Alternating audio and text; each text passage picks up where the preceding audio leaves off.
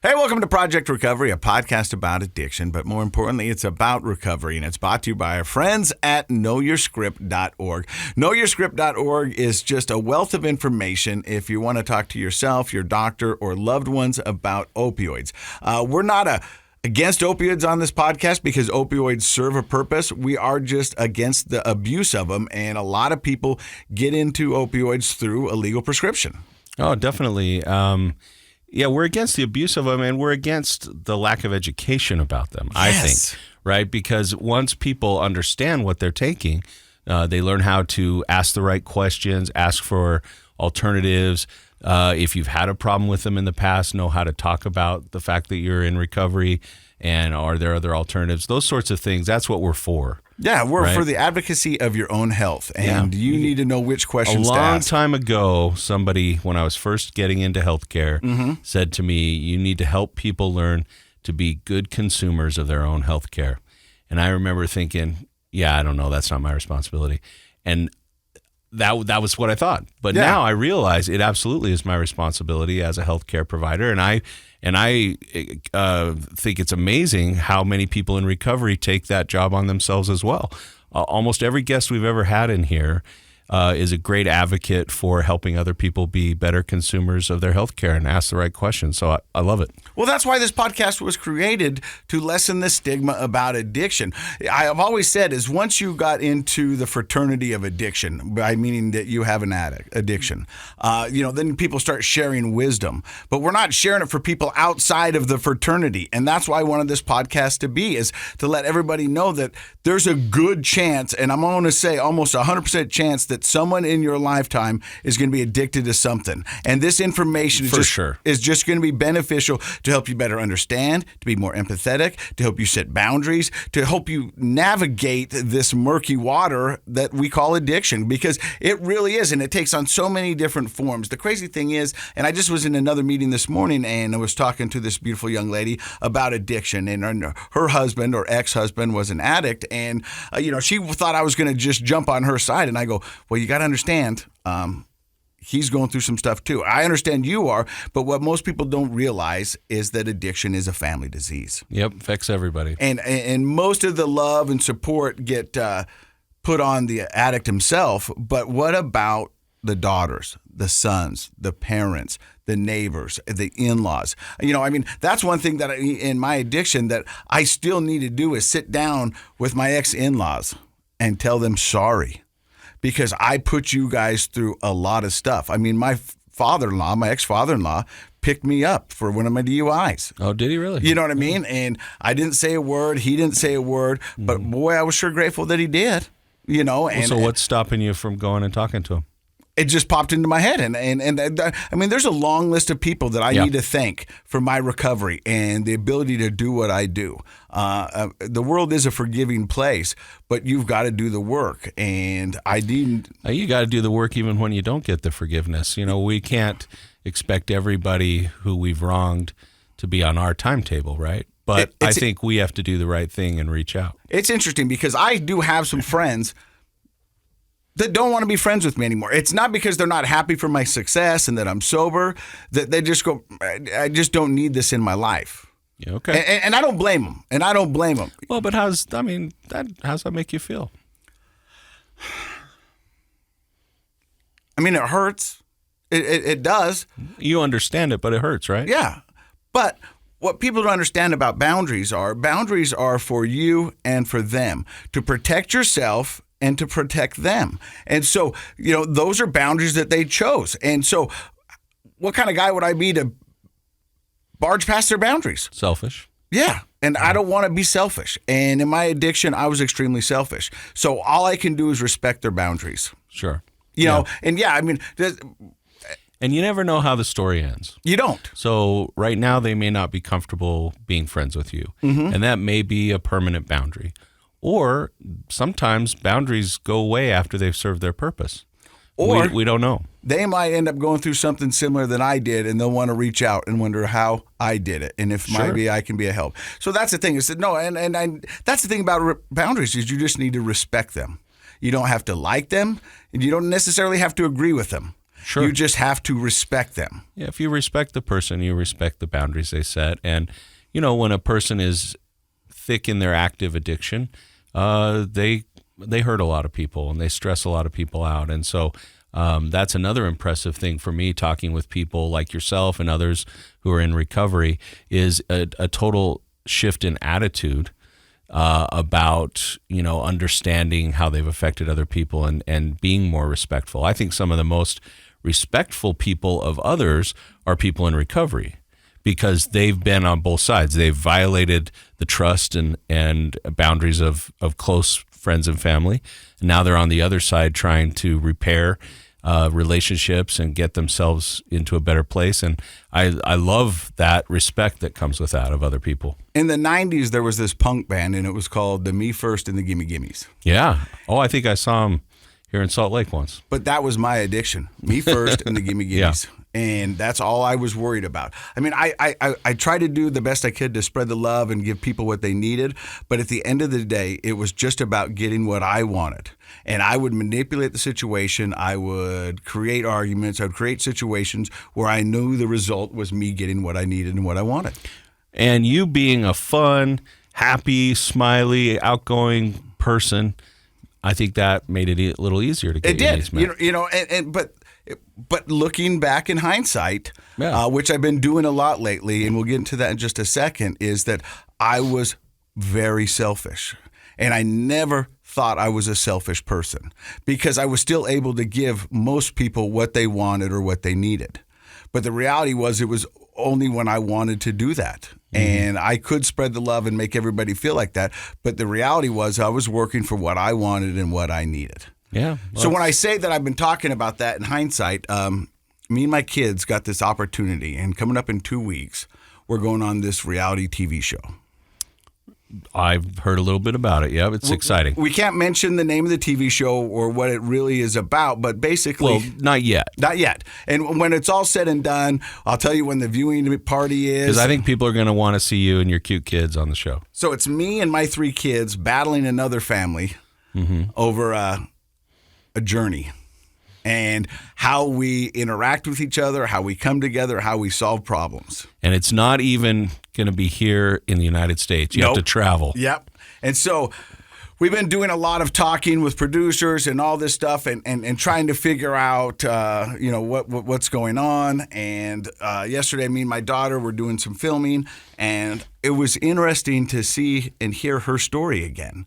Of what she went through, because once again, a lot of attention is thrust upon me because of the podcast and what I do for the community. I'm out and about, but even my ex-wife gets questions about me daily. How much fun is that for her?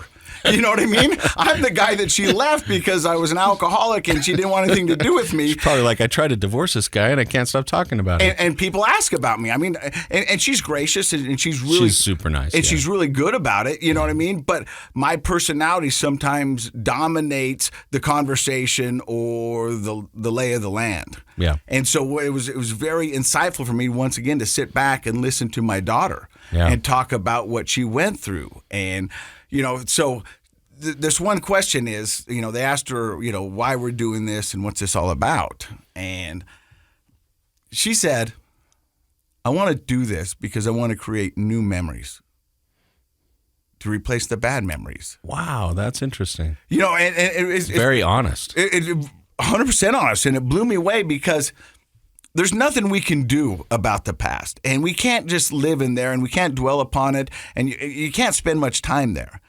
But they are memories that she has. Yeah, and she must think of them often enough that her thought about what she wants to accomplish now is to replace those. So they're still on her mind with some regularity, I guess. And I said to her, but all our vacations weren't that bad.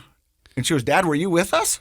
Because they weren't really good. Oh, man. And it breaks my heart, because a lot of times when we'd go on vacations, and this is where the selfish part of me came in, is that I'm on vacation. And as adults, you know that when you go on vacations, there's almost 2 different vacations. And I now understand why my parents always did 2 vacations.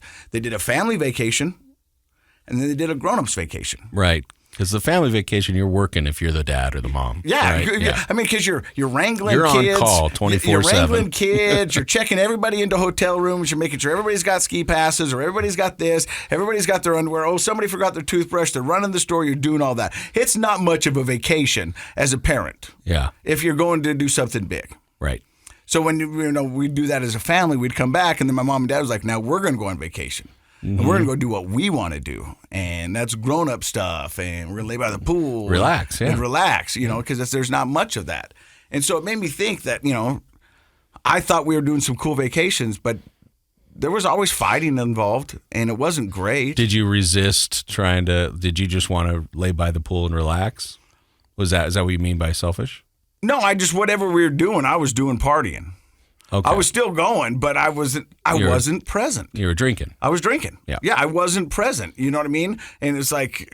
So that put a lot of pressure on your ex-wife that she was checking everybody in and she was doing the details maybe. Yeah, and I thought I was helping, but I was just another kid for her to wrangle. Yeah. Yeah. And so that was the selfish part of me. And that's what, I'm excited about this opportunity that me and my kids are about to embark on, is that I want them to know that they can count on me.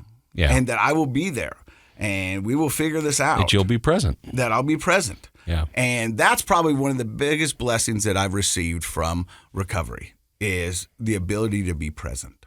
And I think a lot of us take that for granted. Oh, yeah, definitely. Because we're always future tripping, or we're trying to figure out what our next move is, rather than just sitting back and enjoying what we have. Because in recovery, they tell you can't go back and change the past, and you can't predict the future. All you have right now is what's in front of you. And that's the only thing that you can control, is what you're doing right now. Yep. And that's a valuable lesson, and I don't think many people learn it until it's too late. Well, it's a mindful way of looking at life. I think that it's one of the things we talk about in a lot of therapy sessions with a lot of different people for a lot of different reasons. Because if you're not in the present, you can't learn from the past. You can't plan for the future. The only time we ever affect our life, our relationships, whatever it is we're doing, is in the present. And that doesn't mean you can ignore everything else. No. But you take from the future, you take from the past, but you do with it in the present. And I think that kids have a funny radar about that. Like, we often think when we're checking off all the things on the list for the vacation, or even if it's just after school or a regular weekend, we're getting everything done. The kids they live on an emotional level more, and they feel the difference, right? Oh, yeah. And they don't always know how to describe it. Now that Presley's older, she can talk about it with a little bit more clarity. But the reality is they feel when parents aren't emotionally present. And what takes us out of the present? Well, stress, anxiety, and depression, those things take us out of the present. But definitely so does substance abuse, right? If 100%. you're high, if you're drunk, even if you're just kind of buzzed, you're not present focused. And we only get so many years with those little people in your life in that way. And then they become in their 20s, they keep hanging on. You wish they'd go away. But when they're little, you only get so much time with them, and it's important to try to be as present as you can. So I'm really glad that you get to have this opportunity. It's a fun kind of exciting game to play, but more than that, they get to have focused time with their dad for all those days. Now, there is a winner and a loser on this TV show, and I sat my kids down when we agreed to do it. I said, I don't care about winning. It would be nice to win, but I don't care about it. What I care about is that we do it, and we do it together, and to the best of our ability. And if we do that, we will have a story for the rest of our life. We will have a connection for the rest of our lives that we can share. So I just want us to go out there and give it our all and give it our best. Good. And that's all I care about. I think that's the right message to send to them. But I'm going to say to you, don't come home if you lose. Okay. No, that's between me and you. Yeah, I got it. Yeah, you're getting the real talk. No pressure. And it's like, I don't want to see you here, if you don't win. Before we introduce you to our guest today, who's only been sober for about a month, Right? which is, I mean, this is I am raw. excited to have him on the show today. Because a lot of times we have people that are veterans in the recovery world where they've got 3, 5, 7, 12. We've had some people that You're getting into that category 3.5, yourself. Yeah. and 20 years. But what about the person who's just been sober a month? We're going to hear about that. But before we do that, I want to leave you with this last thing, is that a lot of times people think about life as a beginning and an end. And there is a beginning and there's an end, but real life happens in between. It's the journey. And that's what being present is all about, is learning as we go. And we're always evolving. We're always moving. Just do that. You know what I mean? If you can look at it that way. But so many times we get focused on the beginning and the end. But all the good stuff happens in between. So can I add a Buddhist saying to that? Is that the guy in Fox 13? That's Big Buddha. Oh, okay. Yeah, they're related. A Buddhist saying, which I really, really like, which helps you stay present focused and is very optimistic. It's very simple. Every moment is a chance to start again. And so if in the last moment you felt like you weren't your best self, you weren't your best parent, you weren't your best spouse, you have another moment coming up where you can try again. You can start again, and you can become present, focused. If yesterday was a tough day for you, if this morning didn't work out, you have this next moment that's right in front of you to turn it around. And I use that in my own life sometimes. I really like that saying. Give it to me one more time. Every moment is a chance to start again. I love it. I think we should title this episode that. Okay. Coming up, we're going to talk to Robert Woolsey, who's been sober now just about a month. We're going to find out why he wanted to do this podcast right here on Project Recovery. Welcome back to Project Recovery. I'm Casey Scott. That's Dr. Matt Woolley. He's a clinical psychologist. Our guest today is Robert Woolsey. He's been sober now officially 28 days. 28 days. There's a movie about that. Yeah, it was Sandra Bullock. Yeah. And you know what? Actually, when it comes to recovery movies, that is a pretty decent movie. I mean, it's a little campy and there's some love in there, but if you strip it down, the principles that they teach in that movie are pretty realistic. I mean, it's a pretty realistic look into the life of an alcoholic. Yep. Robert, you reached out to me a couple weeks ago, so you must have been just sober 2 weeks. Right. What made you want to do this podcast? Because for the most people, they want to get some time behind them because there's some pressure of coming out and telling people that you're sober, and the other people are waiting for the other shoe to drop. They don't know if this is really going to happen, if this one's going to take. So, I mean, there is a little bit of pressure in you coming out and doing this so early into your recovery. Absolutely. You know, I believe that because I've battled this disease for a long time, I went into recovery my first time at 26. Not because I wanted to, it's because I didn't want to lose my family at the time. Mm-hmm. So I've been kind of in and out those revolving doors. But the one thing that I've come to realize that as far as recovery goes is that it literally is a daily reprieve contingent upon my spiritual fitness. I haven't had a spiritual fitness. I haven't had that connection. And I'm just realizing that I've been missing that. In my little stints of having some time under my belt, that was a one piece that was the missing piece of the puzzle for me. Okay. So it's finally dawning on me that I have to have that power. Whatever he may be, it may be, it's nature for me. It's the mountains, it's riding my bike, it's up skiing, dirt biking with my boys, that kind of stuff. You know, and we've found that a running theme here on the podcast. The opposite of addiction isn't abstinence. It's connection. And you found your connection this time around. Yep. Well, let's get to the beginning. Where does the story of Robert Woolsey begin? So I had my mom, basically I was raised by a single mom. She raised 4 of us. We were pretty poor, didn't have a whole lot. All boys, all girls? So I've got an older brother and an older sister and a younger brother. Mm-hmm. The baby is, I want to say 40. And how old are you now? I'll be 52 before I know it. Coming up. It's coming up, yeah. But yeah, so she raised 4 of us, and she did a wonderful job. The reality is, and when I look back, and you know, it's funny because as an alcoholic and an addict, and having these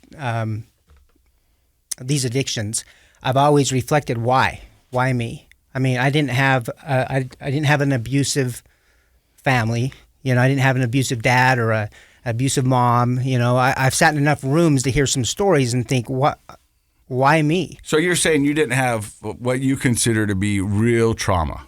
Yeah. I had a great childhood, my mom did a really good job, but the reality is she was never around. So I was a free bird when it came to making choices and hanging out with the wrong people. I did a lot of that growing up. I think that free-range childhood is great in a lot of ways, and I think nowadays there should be a little bit more of that allowed to kids. But when you have a lot of free-range time, when you have a single parent who's doing her very best to put food on the table and everything, she can't be around as much. And so your own personality sort of becomes a big factor. Trauma wasn't a big factor, but your own personality. So let me ask you, as a kid, were you kind of a curious, impulsive, want to check out, energetic kind of kid, or were you a bookworm, kind of stay home kind of kid? I was very, very compulsive and very energetic. Like my mom was always worrying about me, jumping off the roof. I had an adrenaline junkie kind of thing. Yep. Always getting hurt because I was doing stupid things. Mm-hmm. I'm going to ask you another question because I see a little of you in me.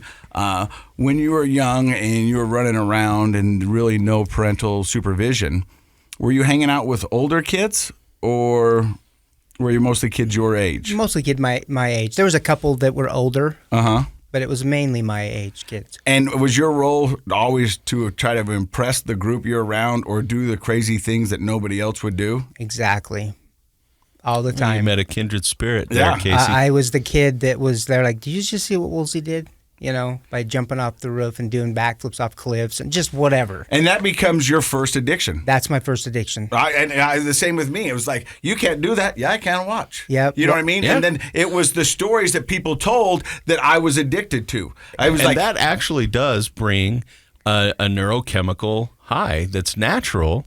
But the act of doing the backflip and then the ooh and ah and praise from all your friends and then knowing people are talking about you, that's all like neurochemical feel-goods going on. And so you're right, absolutely, that can become a person's first addiction. So you're running around, you're doing backflips off of buildings and jumping off cliffs. When do you first try alcohol or drugs? I believe my first drink was with a friend in 8th grade. We stole a couple beers out of his dad's fridge and went off to the side of the house, drank them, and then went and rode our bikes. And I just remember that feeling I got, because I was kind of a little bit of a shy kid until you got to know me. Then I was that class clown. I was always the kind of the goofy guy. I loved to make people laugh, kind of. But the feeling that I got that day was a good feeling. And then it just ended up, the next thing was pot, and then through high school it was trying mushrooms and LSD and cocaine. I mean, it was all through high school that I tried all that stuff. So you got into those what we'd call heavier drugs pretty quickly. Mm-hmm. And I like that you point out, even though you were a class clown and you like to do fun, daring things, a part of you was shy. Yeah, I still am kind of to a point. Yeah, and a lot of people, because you don't see that on a person's outside all the time. Like you can model shyness. We can all act shy and somebody could identify we're acting shy. But shyness, that anxiety, that hesitation, that social discomfort, that's a real internal thing. And a lot of times kids who become the class clown are actually compensating for those feelings of shyness as well as the alcohol and drugs. Like how many people have we had on the show, Casey, who they said, oh man, when I took that first hit or when I had that first drink, that little shyness, that anxiety, poof, it was gone. I just love that euphoric release. It's like getting out of prison. They say I became the person I always wanted to be. Yeah. And you don't have that feeling anymore. Exactly. It was like this is what I'm missing. This is who I'm supposed to be. Yep. Everybody loves this guy. Hey, this guy is the life of the party. He's not afraid. Yep. He's daring. He's bold. He's brazen. He's jumping off roofs. He's doing backflips off of cliffs. Yep. That's this guy. That's the guy I want to be. Yep. And my kids loved it. I mean, I always had a good relationship with my kids, even though it was strained and I wasn't present because I was always drinking or using. But they loved what we did because we were always doing that kind of stuff, like going to Lake Powell, and they were the ones that adventurous. I want to do what Dad's doing. Yeah. And you were that adventurous guy even as an adult with children, I guess. Yeah. So you partied pretty heavily in high school, it sounds like. Yes, I did. And how did that play out with your friend group? Like, just out of curiosity, like, were they trying to keep up with you, or were you kind of doing that solo? What did that look like in high school? The crazy thing is they were kind of trying to keep up with me to a point. I never became addicted to anything through high school, because it was never. At some points, I would smoke pot. I would buy a baggie, and then I would smoke it for a week, and then I would leave it alone for a while, or I would only drink every other weekend. Mm-hmm. So it wasn't. I never became addicted to anything until I hurt my back, and they put me on tramadol. This was back when tramadol came out, and it was a non-narcotic and non-addictive, and that was the start of my addiction. That's what they considered it, right? I laugh because he goes, I got addicted to tramadol. That's when tramadol came out, and it was non-narcotic and not addictive. And I was like, well, no, you just said that's called advertising. Yeah. That's not reality. Yeah. But it's interesting that you bring up that in high school that you didn't feel addicted, because a lot of times, I think we're guilty of it on this show too, we just talk about addiction. But the reality is there's use, there's abuse, there's dependency, and then addiction. And so a lot of times people look back and they're like, well, I didn't become an addict until, but it's like, but you were headed down that path. If you got to be honest with yourself. If you're using every weekend, then you start abusing when you're like binge drinking, because no teenager doesn't binge drink, right? And then you become dependent on it for fun. Well, if we're going to have fun, we got to have a six pack, or we got to have, and then eventually, for some people that addiction comes faster. For some people it's way down the road, but you're not out of the woods if you're in use, abuse, and dependency. Those are pretty dangerous places to be, and so it's important, I think, for us when we conceptualize substances. Not everybody's in addiction, but that doesn't mean they're okay. Right. And when you say that, I've reflected back all the way back to high school and in those times, and the reality is when I was asked, like if I had a huge test or something going on and someone came up, hey, we're gonna go on a little hike and go get high, it wasn't even a second thought of, okay, no problem, let's chemistry, go. You were doing your own like chemistry. I was gone. You weren't studying for I wasn't chemistry. studying. So yeah, there's a lot of different things that led up to where, Sure. when I really took it to that next level, when it was I was 100% unmanageable. My life was absolutely unmanageable. So in high school, you said it seemed like most of your friends were trying to keep up with you. At any point, did you ever get in any trouble? Did your mom ever say, hey, you might be taking this a little too far? Or was it just kind of you flew under the radar? I flew under the radar for the most part. There was a time, and it was, I think, in my high school years, where I had a brother that went on a mission. And when he came home, it was his first week or two home. And I just remember waking up face down in the backyard in dirt. Wow. And my grandpa and him were trimming the bushes and doing all that stuff. And my brother came over to me and he said, was it worth it? That's all he said. My grandpa didn't say anything to me. I just got up and went in the house and was feeling like, not too good. Well, that's interesting because for the listeners, your brother went on a LDS mission, Church of Jesus Christ. And as people who know returned missionaries, they tend to be still in that preachy mode when they come home from their mission. So it's interesting he didn't really lay into you, but he did. That's a pretty pointed question. What did you contemplate it, or did you just be like, I did. And so after he said that, because I was going down that road, right? I had friends going down that road. And so after he said that, it was within probably a month. I'm like, I got to change because I'm not, this is not good. So I planted a little seed. Planted a seed. And I ended up going on a mission. I'm like, what, maybe this will be good for me. I didn't go for the right reasons. I went because my brother went, and I went because I thought maybe this is the best route for me to clean myself up. But the whole time on my mission, You're partying? I just didn't feel like I should be there. I didn't. No, I get that.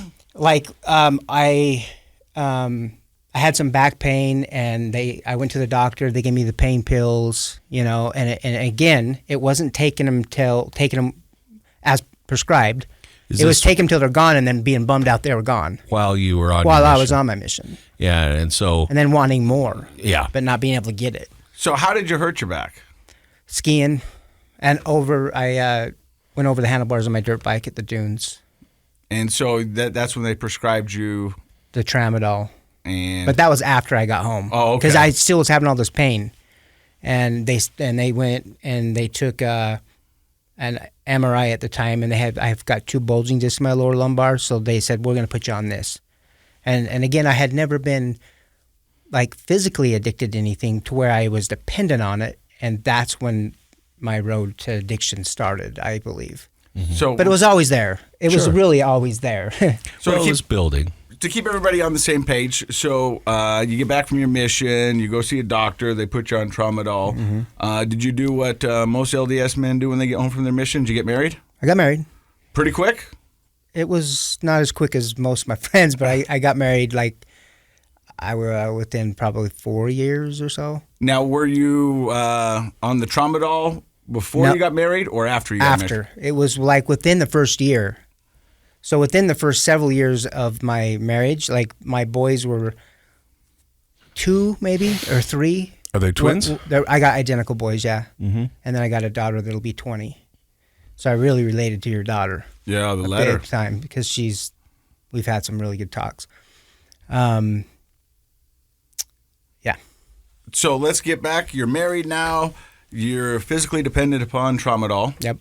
And you said at the age of 26 was your first stint into rehab? Into rehab. And was that because your wife? Yep. And walk me through that. So it got to the point where I was running out of my prescription before, I was to get a refill. And I was just starting to get really irritable and ornery. I'd wake up in withdrawals and be really not the best husband at all to her. And I was taking other people's medication. We'd go to friends' house. It all just kind of unraveled. And then that's when I'm like, I need help. So you were sneaking them. I was sneaking them. You go to the bathroom and go through the cabinet, that kind of thing. And I would take medication. Yep. And I would imagine at that point you've kind of had that, seeking mentality. Like it's always on the forefront of your mind. Like, where am I going to get some?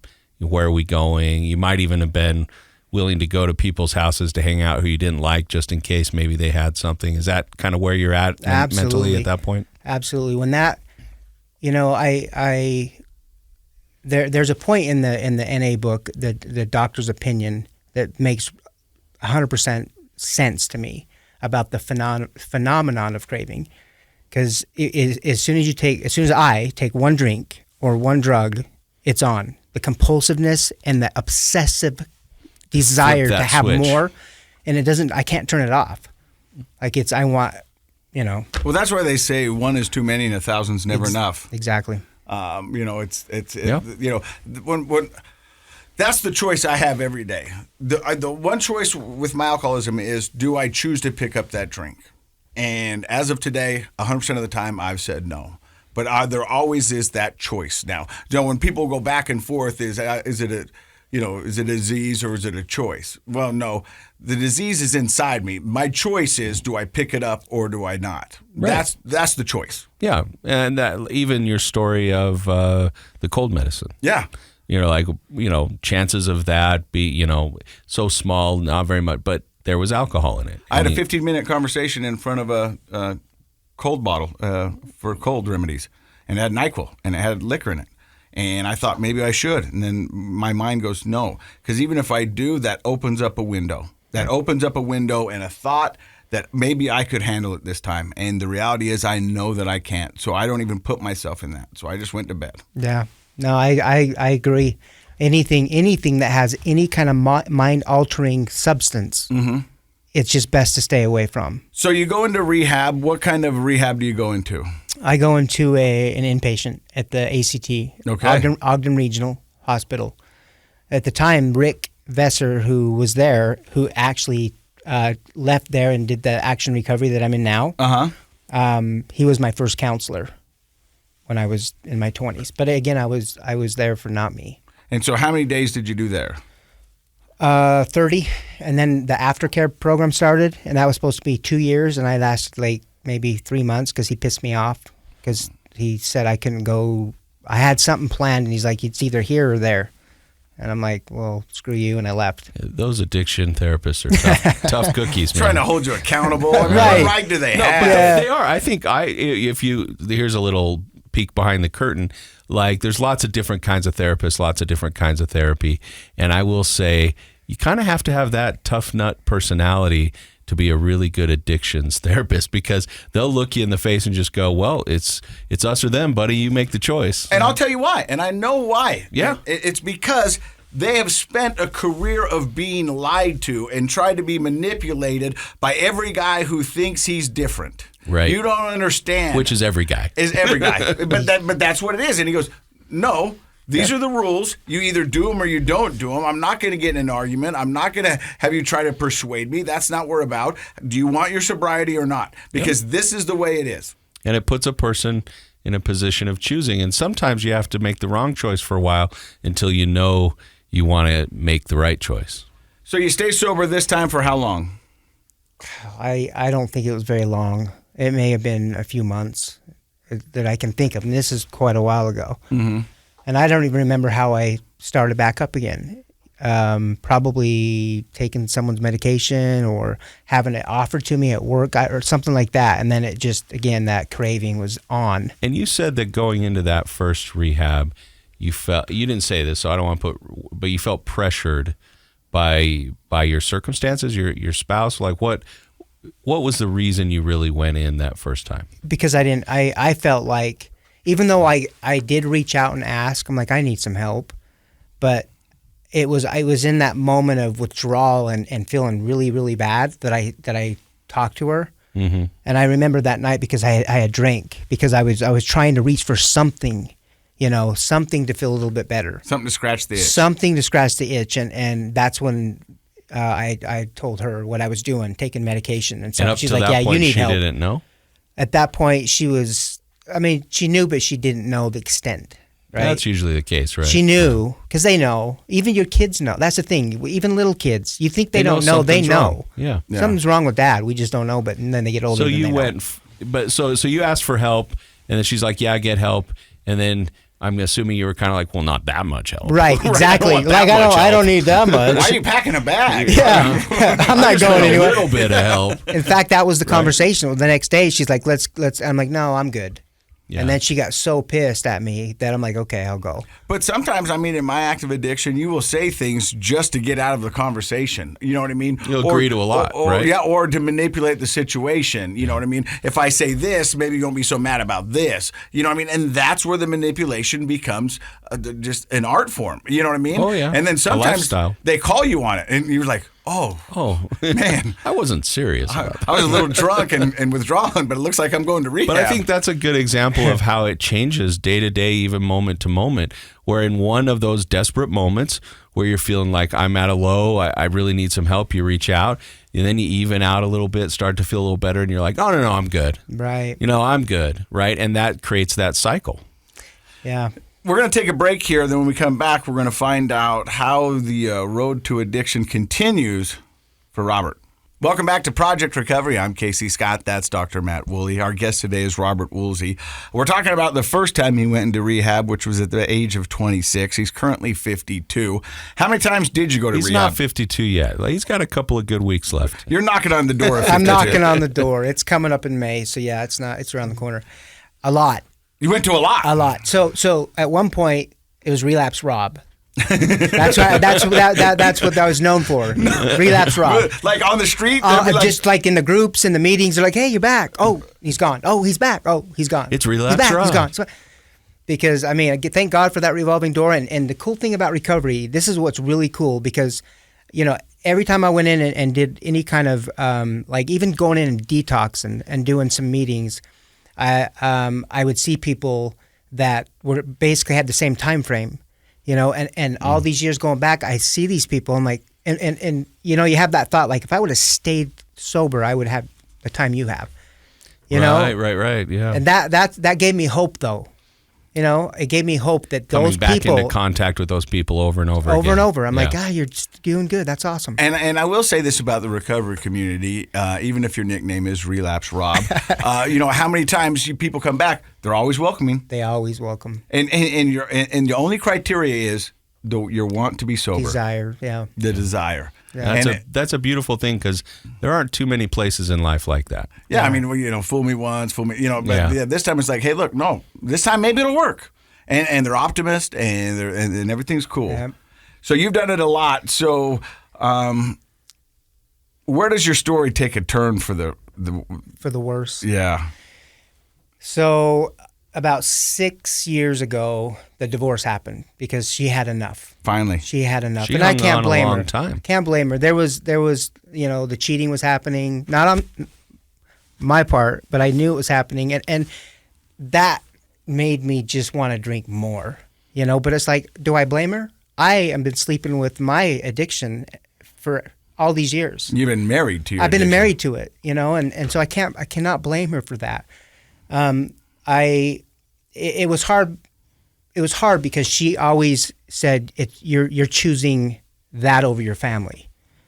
She and to this day I don't think she truly believes that it's a disease. It's a choice, and that was hard for me because she didn't want to do the Al-Anon, and that's okay because not everybody wants to do Al-Anon. That's not for everyone, right?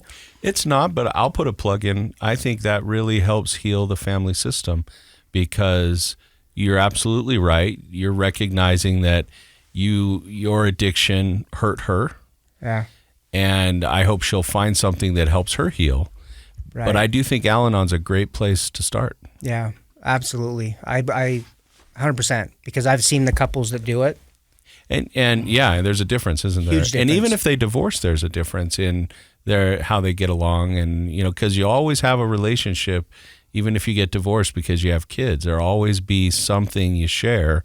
And it's nice to eventually get to a point where it can be enjoyable. You be in the same room? Yeah, be in the same room and even enjoy the at least what you share in life with your kids. But I think you bring up a wonderful point, and that is that sometimes people will say like, well, how do you have a happy marriage? Ask me those kind of like really broad questions. And I'm the kind of guy who loves the idea of things being sort of magical. I wish I was a Jedi, like, all that kind of stuff since I was a kid. But the reality is the answer is work. Like if you want to have a healthy, marital, committed, intimate relationship that lasts 20 years, 30 years, 50 years, if you want to be that couple that's happy, you've worked for it. So anything that divides your attention from each other, anything that takes you away from each other in your marriage has the potential to really damage the relationship. And, workaholics, that takes you away from each other. Having extramarital relationships, whether they're sexual or not, takes you away from each other. And substance abuse is a huge one. You may be in the same room of the same house, but you're not together. I once met this old guy who'd been married for 50 years, and I said, hey, what's your secret to success? And he said, I said yes a lot. So you're telling me this guy lied? Well, that might have been work for him to have to say yes. I don't know. There's a certain amount of giving in. I'm not going to say there isn't. But two people that are saying yes to each other a lot, that can end up as a pretty good marriage. So you end up getting divorced. And do you do what most people do after the divorce? Go on a tear? I did. Well, here's the crazy thing. So she dropped me off at the ACT. Mm-hmm. So she dropped me off at the ACT, and I went through rehab again. And as I was going through that, she went her way. Within 6 months, I had someone moving in to my house. That part was hard, and I stayed sober through it. But about a year, maybe just short of a year and a half, I just couldn't. My recovery just wasn't strong enough. I didn't have that prayer, that meditation, that connection wasn't there. So I was just on shaky ground. Recovery has to be number one. Did you feel like you'd been replaced? Yeah. Oh, yeah. Somebody moves into the house that was your house. Yep. And my daughter was freaking out. It was just a bad situation, and I just let it get to me, and that took me to the That's two a bad fifths a day. That's a bad situation, even if substance and alcohol is not involved. Yeah. I mean, That's I a found tough out one to my handle. ex-wife was engaged while I was in rehab, and everybody was trying to figure out if that was the best place. And my therapist goes, "This is probably the best place for him to find out." Yeah. Oh, because yeah. he'll be able to process this Contain information. his freak out. I mean, I'm Yeah. just to be honest with you. I mean, I've always been honest with you, but I was like, yeah. I mean, probably because had I been left to my own. It might not have been good. Yeah, it might not have ended well. Yeah. But it sounds like a year after, it just popped. It unraveled. So, and that was, again, that was 6 years ago, and I've been kind of on a tear. You know, it's been a roller coaster. But you know, towards the end, I have my twins, and the oldest one by 4 minutes, we butt heads. He's stubborn, and we butt heads a lot, especially through high school. I mean, it was sometimes pretty bad, right? He came over. He was always checking on me, you know, and I always reeked of alcohol. And he's like, "Dad, what are you doing?" You know, and I'm like, "Just mind your own business. This is my problem, not yours. Go away." Mm-hmm. You know. And then the last time he talked to me, he's like, "Dad, I just want you to know that you realize that if you continue this way, you lose and Mom wins." That's all he had to say. That's all he had to say. That just was like a light switch to me. You lose and Mom wins because she left you because of this. And everything that she's done is justified because you're doing what you're still doing. I'm like, wow, boy, that's for my boy. Okay, Yeah. I gotta do something here, and that's where I'm at My here, right dad now. told me something similar to that when I was in the midst of mine. And everybody was saying that I was an alcoholic and I was a drunk and all these things. And he goes, "Son, you got two choices here. You can either prove them wrong or you can prove them right. Yeah. And Yeah. right now, you're proving them right." Yeah, But I didn't listen. I mean, I should have. I mean, I really should have. Yeah. You know. There's an individual difference in that. You know, sometimes we're ready to hear something that helps us change our mind, and then somebody says something as simple as your son said to you, and it flips that switch, and you see everything differently. And for you, that switch didn't get flipped at that moment, but now you look back and you realize Dad had really good advice. Yeah. So after your son says that, what do you do? I still drink, of course, and that lasted for probably maybe almost a year. Any run-ins with the law or driving or any of that? I don't know how I dodged that bullet, but I dodged it so many times. Like literally been pulled over with my boys in the back when they were little. Mm-hmm. After going up dirt bike riding and coming home. And the cop, I did the walk the line and passed. And then I did the breathalyzer and I'm like, this is it, I'm done. And it didn't work. And then he called another cop and the cop came and his didn't work. Whoa. So here's these moments in my life when I'm taking off and nothing happened. I'm like, is it time? You know how you have these moments in life where you're like, that's a sign it's time. You got a little freebie, a little redo opportunity. It's time to But the change. way the addict brain works is it will twist that story to tell you you were fine. Yeah. Look, nothing Yeah, happened. nothing if you happened. were really that drunk, you would have been handcuffed and your kids would have been taken off. So you find ways to manipulate the truth. Justify it and bend man. it to your vision. It's insane. It really is crazy. So you keep continue drinking. Yep. I continue drinking. And there was a point that I didn't have a job, and that's when my drinking really got bad. Which is crazy got bad. because, I mean, you shouldn't have the money or the time. Or you have the time, but you shouldn't have the money. I was spending. Of course, I was spending money I didn't have. But, and then about 2 years ago is when I found out that the Blairs, who I worked for several years, sold the Leighton Cycle and Newgate Motorsports to the Youngs. Mm-hmm. So I had called my buddy Jeremy, who I hired, and said, "Hey," and because they wanted me back, at that time I was the divorce and I needed benefits. Mm-hmm. So I went back. I cleaned up quickly.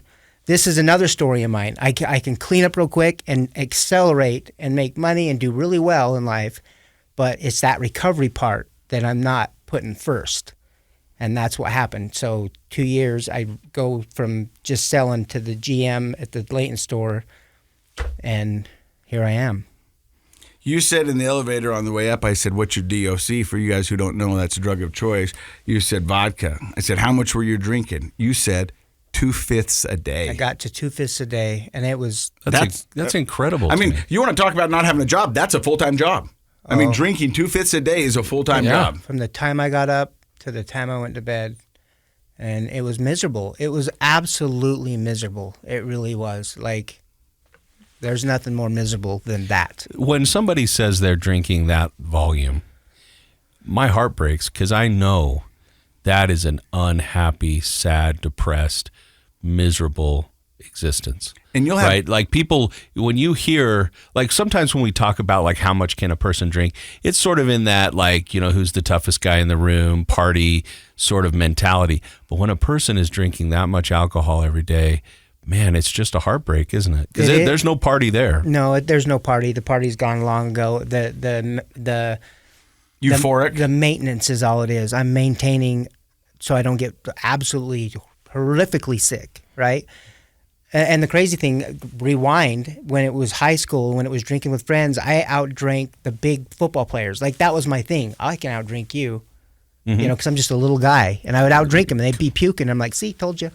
So my alcoholism started way back then. Right, that mentality, that's an alcoholic mentality, right? Yeah, like Even if you weren't dependent every day on it, the thought process had started. All of that. It all started way back then for sure. But drinking 2/5 a day can only go on for so long. Something's got to give. That could kill you. Right? Yeah, and the crazy thing is again, I've been in these rooms, you know, listening to stories and blackouts and people that, you know, every time they drink, they black out and end up in a different state or all this. I'm like, I don't get that blackout thing. And so as at the end, I'm like, I wonder what that feels like. This is the crazy mindset.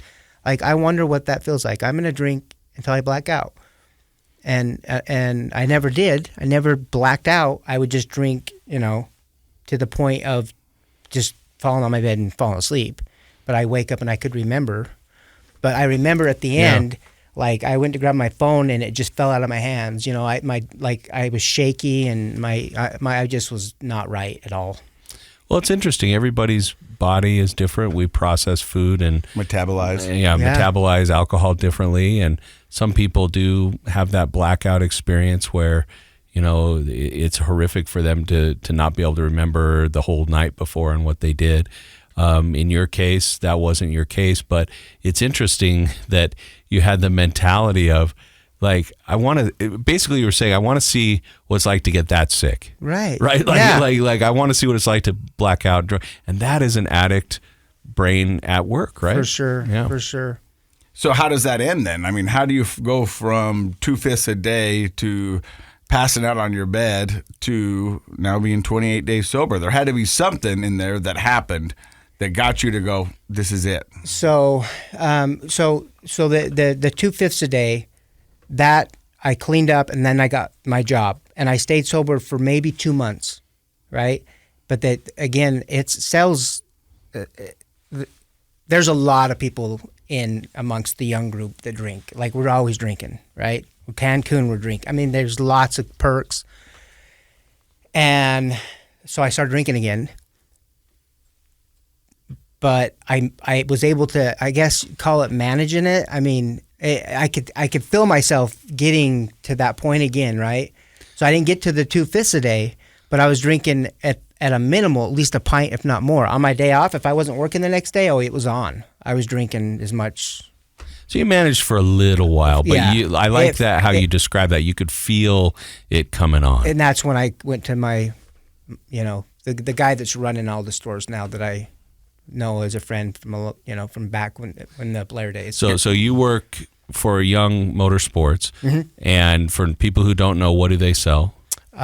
We sell pretty much all brands now because they keep buying up stores. So there's Polaris, Honda, Kawasaki, Yamaha, Suzuki, all Can-Am, those fun toys. All the toys, which I absolutely enjoy. And so it's a fun atmosphere. What was it like going to your boss and saying you needed some help? Like, how hard was that? It was difficult. It was difficult because I had, and that's why I think it took me so long. you know, because my boys would even say, "What, you know, Dad, what are you doing again? What are you doing?" You know, and I'm like, it just took a long time for me to get that courage. That courage, yeah. And I finally got the courage, and I went to him. And you know, I here's what I didn't do back with the old owner when I felt like I needed help. I didn't go to him, which I know he probably would have been like, "Yeah, go. We're behind you." And it's a blessing because he's like, I want Rob. I don't, you know, because they can tell. There's just no way around it. They know that I'm not right. You know, even though I wasn't drinking and going to work, I could only make it to the end of the day, and I was just still.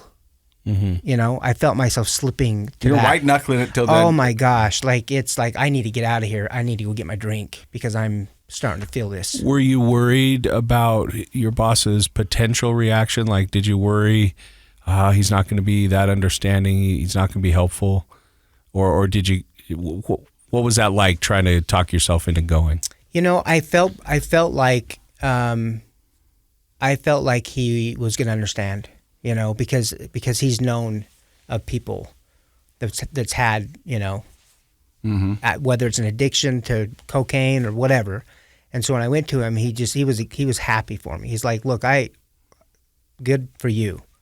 Good. And what was hard though, what was hard is saying, leaving my team, right, my sales team, because I'm running the store, and saying I'm basically giving up my position, and I'll see you when I see you. Right. You know? Well, I think the reason I'm asking about this part of it is because this is a roadblock to a lot of people's recovery. They're legitimately, understandably so worried about what's going to happen to my job. You know, even companies that promote resources to help people with addiction, they say, you know, we have these resources, we want you to ask for them. I know that the individual person often is like, I don't know. Yeah, but because when I was working for the Recovery Center and doing this podcast, people say that all the time, but what about my job? And my response back is, you keep going like you're going, there's not going to be a lose job. It anyway, right? You know, and so that's true. But that's not how you think in the moment. No, but that's how I finally just break my mind and go, let me ask you this. Say you don't do anything. Where do you think your job's going to be in 3 months, 6 months to a year? Yeah, you're going to lose it. You're going to lose it anyway. At least this way, you've got a fighting chance to keep it. Right. And so I'm with you, and I'm with Rob. Like, Rob made the right choice, and I encourage people to do that. But I also, at the same time, understand how scary that is on a few different levels. One is, of course, potentially losing the job. The other is sort of being relegated to the sidelines. Once you get sober, maybe they kind of don't take you seriously. That's why I never did. I mean, I'm telling you, this is what you should do, but it's not what I did. I mean, I tried to fix it myself, and we all know how that ended up. Well, you know what I mean? Right. But I mean, just to be honest with you, I mean, hindsight, once again, if I could go back, I'd be like, yeah, hey, I'm sorry, I've got this problem and I want to address it and get it fixed. But in those moments, it's scary. Oh, 100%. And reputation, that's another thing. Yeah. People are like, hey, I don't want everybody to know. But like Rob said, everybody knows. They know. They know. But you don't know that they know. But yeah. And that actually felt really good, because not only did I tell him, but I basically went to my team, you know, and it just felt really good to not have anything, you know. Yeah. And this is what I'm doing because I need this for me, because my health is more important than my job and money and all that other stuff, because it'll all come. I believe in that. I believe all that's still going to be there. I think so too. It will, because I know I can do all that. And that's a beautiful self-confidence that you just described, and I think it's necessary. So you tell them you're going to go take some time and figure yourself out. Where do you go? Go to Action. I go to Action Recovery. So I did the research, and I don't know why I picked Action. I had no idea it was Rick who started this from the ACT, you know, but it seemed like they had more concrete. They had more resources, you know. They had therapists, and they had all kinds of different therapy. And I just liked what I read. Kind of like you know. Well, it's like buying shoes or buying a Polaris, whatever it is. Right. You got to find the features one that's and benefits. Yeah, what's going to fit your needs the best. Yes, and they did, and I went, and it's been awesome. It really has. And you got to have a second chance with Rick, the tough therapist. You know what crazy thing is, I was excited to meet him, but he literally had just left. Oh. He retired. Oh, he did. So I'm waiting for him to show up. He hasn't showed up yet, just to see if he even recognizes me, because I'm the guy that was pissed off and left his class. I bet you he'll absolutely remember you. Those guys have a long That's memory. True. Yeah. So, 28 days sober. What does every day look like for you when you wake up? Man, so exercise is a big part of my recovery, and so I even tried that back in the day. I got into CrossFit and stayed sober for a time frame because that was my new high. But again, recovery is recovery, and you got to have it, or you're not going to stay sober. Mm-hmm. You got to have that connection with that higher power, or you're not going to stay sober. Mm-hmm. And I didn't realize that all these years, but you were just trying to fill the hole. Yeah, I was just trying to fill the hole. But I believe in meditation. I believe in all my readings. I read a lot of spiritual stuff, a lot of motivational kind of stuff in the morning. So I have that time in the morning, and then I'll do the gym, and then I go to my classes. I'm just getting ready to transition out and back to life. So I'll be going back to work on Monday. And will you continue to have like an IOP or some sort of like aftercare? Oh, for sure. Yeah, absolutely. I'll have the aftercare for a year, and then I know where I've gone wrong in the past. And again, I've gotten well. And even my first sponsor told me this, because he's seen this pattern. He's like, Rob, you get doing well, you get feeling better, doing well, making money, and then recovery goes here. And recovery is priority. You got to put it first, because if you put anything above it, that's what you're going to lose. It's going to fail again. And 100% guaranteed failure if you don't put it first. So what would you say to somebody out there that's in the early stages of recovery? What advice could you give them? You know, the advice I would give them is never give up. Never give up. Because I know in the deep depths of our addiction recovery, we want to give up. You know, I've told my boys time and time again, I'm not ever going to give up, guys. So I will fight this to the death, right? To never give up. And when it comes right down to it, that connection, you got to have it. You got to have it. If you don't believe in God, you got to have something that moves you. Yeah. Whatever that may be.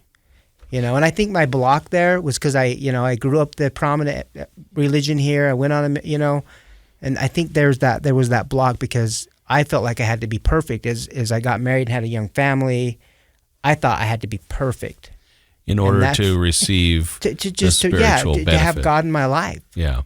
And that's just not true. Well, and that's I talk to people about that all the time, where if you have a perfection-based mentality, you're going to lose.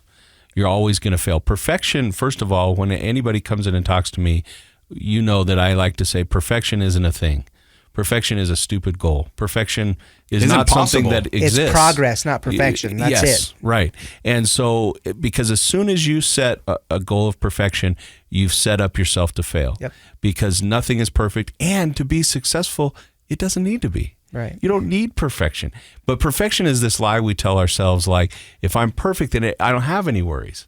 And it's like, but then so I love the fact that you've modeled that, because as soon as you let go of that perfection mentality, the world opens up to you, and you can accept yourself for who you are and invite spirituality into your life, and having that inspiration that comes from your personal spiritual connection, whatever it may be, is one of the most motivating things for people. I mean, I rarely, if ever, meet somebody who's just crushing it on all 6 cylinders in life who doesn't have some sort of spiritual connection without that drive to be perfect. And I think that's great. Yeah, I really, yeah. So my whole, because I believe that alcoholism and addiction is a disease of the body, mind, and soul. When you're broken, spiritually broken, physically broken, mentally just broken, right? And you have to have like an equilibrium. So I feel like being, eating healthy is going to obviously help. Having that spiritual connection, and then just, feeding my mind full of good stuff, right? Mm-hmm. Because my mind is like how you said... It's like a bad neighborhood. You know what I mean? Like up there is like a bad neighborhood sometimes. You just I kinda like wanna how you stay out said of you it. wake up every morning and not just do I mean, I believe in meditation and all those things, but you read something inspiring in the morning. And that sets a mentality for the day. That's a great habit. Yeah. Well, what you're talking about is mind, body, and soul. Yeah. And I think those are great pillars for anyone and their recovery. I want to say I am so grateful for you to coming down today and sharing your story. I mean, 28 days. I mean, that is amazing. That is raw and that is beautiful. Dr. Matt, any last words? Same, ditto. Thank you for coming. I'm super excited to have you on the show today. I think people are really going to connect with your story. And I'm going to pressure you a little bit right now. Can we get you back in a few months? Absolutely. And have a check-in and see how Absolutely. you're doing? Because I would love that. I would like to change your name from Relapse Rob to Recovery Rob. There, Hey, Recovery hey. Rob. You know what I mean? Hey. Look, man, there's Recovery Rob. Hey, I like that. That's a much better sound. Yeah. There you go. Hey, thank you for stopping by and listening to the podcast today. It is brought to you by our friends at knowyourscript.org. Go check them out. You'll find a lot of great information there. And in case you forgot, Project Recovery is what? It's a KSL podcast. Recovery Rob.